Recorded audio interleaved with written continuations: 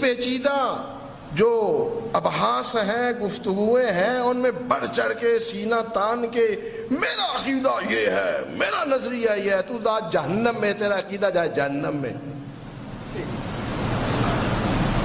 یہ عقیدے میں ہر کوئی آزاد ہوتا ہے، اس سے بڑا بکواس نہیں ہوگا مذہب اور اسلام میں۔ اگر ہر بندہ عقیدے میں آزاد ہے تو اسلام یہاں اچار بیچنے آیا ہے؟ آپ بھی عقیدے میں آزاد، میں بھی عقیدے میں آزاد، تو اسلام کیا کرنے آیا ہے؟ کوئی شخص عقیدے میں آزاد نہیں ہے، اسے وہ عقیدہ ماننا پڑے گا جو اسلام اور مذہب نے عقیدہ دیا ہے۔ اگر عقیدے میں ہر شخص آزاد ہے تو پھر یہ قرآنی تعلیمات ائمہ اہل بیت علیہم السلام نے اتنی جو تعلیمات دی ہیں کس لیے دی ہیں؟ اتنی جو مصیبتیں اٹھائی ہیں کس لیے اٹھائی ہیں؟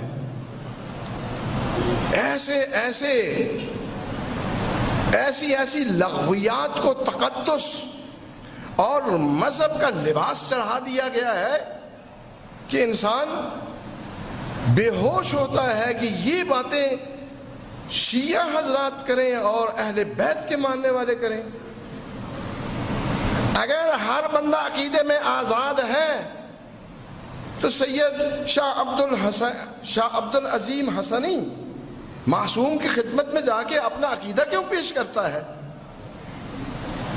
سارے اپنے عقائد جا کے دیکھیں، کتب حدیث میں موجود ہے۔ اپنے مکمل عقائد معصوم کی خدمت میں پیش کرنے کے بعد پھر سوال کرتے ہیں کہ مولا یہ میرے عقائد ہیں، کیا یہ درست ہیں یا درست نہیں ہیں؟ فرمایا ان عقائد پہ قائم رہو۔ اور کتنے حضرات ہیں جن نے اپنے عقائد جا کے ائمہ کی خدمت میں پیش کیے ہیں۔ اگر ہر بندہ عقیدے میں آزاد ہے تو اتنی زحمت کرنے کی کیا ضرورت تھی؟ کوئی شخص عقیدے میں آزاد نہیں ہے، اور میرا شخصی عقیدہ کسی کے لیے حجت نہیں ہے۔ نہ اسلام میرے شخصی عقیدے کو مانتا ہے اور نہ اس کو پھیلانے کی اجازت ہے کہ میں یہ عقیدہ رکھتا ہوں۔ تو نبی ہے، تو امام ہے، تو خدا ہے کہ تیرا یہ عقیدہ ہے؟ تو کیا ہے؟ جاہل مطلق ہے، تیرے عقیدے کو تو شیطان ہی مان سکتا ہے۔ اور پھر جب کسی عقیدے کو اسلام سے منسوب کیا جاتا ہے، اس کے لیے بنیادی شرط یہ ہے کہ اسلامی ادلہ سے اس کے لیے دلیل لانی پڑتی ہے، اور عقائد میں کوئی ایک واقعہ، کوئی ایک حدیث یہ کبھی بھی عقیدے کی دلیل نہیں بن سکتی۔ اس کے لیے قطعی ادلہ چاہیے ہوتی ہیں۔ ایک حدیث حکم شرعی پہ دلیل بن سکتی ہے، لیکن عقیدے کے لیے کوئی ایک حدیث کبھی بھی دلیل نہیں بن سکتی۔ ہاں اگر خبر متواتر ہو، متواتر حدیث ہو، پھر اسے عقیدہ کے لیے دلیل بنایا جا سکتا ہے۔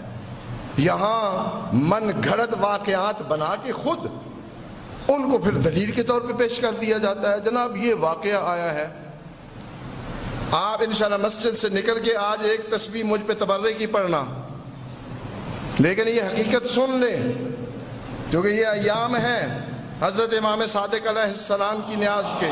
ایک لکڑہارے کا واقعہ ایسا من گھڑت اور اتنی گستاخی معصوم کی نسبت کہ 1.25 کلو پوڑیاں نہ دینے سے معصوم نے اس کا گھر برباد کر دیا۔ العیاذ باللہ ثم العیاذ باللہ۔ میرا آپ لوگوں سے سوال ہے، اگر علاقے کا کوئی طاقتور شخص، اس کا کوئی شخص 1.25 کلو آٹے کا مقروض ہو اور وہ نہ دے، وہ جائے اس کا گھر برباد کر دے، اس کی اولاد کو قتل کر دے، آپ اسے انصاف سمجھیں گے؟ اسے انسانیت سمجھیں گے؟ اسے اخلاق سمجھیں گے؟ بے حیائی کی انتہا جو عام شخص کی نسبت بد اخلاقی شمار ہوتا ہے، آپ اسے مولا کا معجزہ پیش کر رہے ہیں۔ اہل بیت علیہ السلام کے معجزے پڑھنا سننا عبادت، لیکن من گھڑت باتیں سننا بھی گناہ ہے، معصوم کی طرف نسبت دینا بھی گناہ ہے۔ جائیں جا کے حدیث کو دیکھیں، فقہا کی بات نہیں کر رہا ہوں۔ اگر روزے کی حالت میں خدا پر، خدا کے رسول پر یا امام معصوم پر کوئی جھوٹ بولا جائے تو روزہ باطل ہو جاتا ہے۔ اتنا بڑا گناہ ہے معصوم کی طرف جھوٹ کو منسوب کرنا، جسے آپ اتنی آسانی سے منسوب کر دیتے ہیں کہ گویا کہ کچھ ہوا ہی نہیں ہے۔ عام بندے کی نسبت بات کرنا اور معصوم کی نسبت بات کرنا، اس میں بہت بڑا فرق ہے۔ معصوم علیہ السلام کے ہر لفظ سے، ہر فعل سے، ہر اشارے سے اسلام کا حکم نکلتا ہے، اسلام بنتا ہے۔ عام شخص کے افعال سے اسلام نہیں بنتا۔ تو آپ برائے مہربانی نیاز پہ یہ من گھڑت قصے نہ سنائیں، حدیث قصہ کی تلاوت کر لیں، قرآن کریم کی تلاوت کر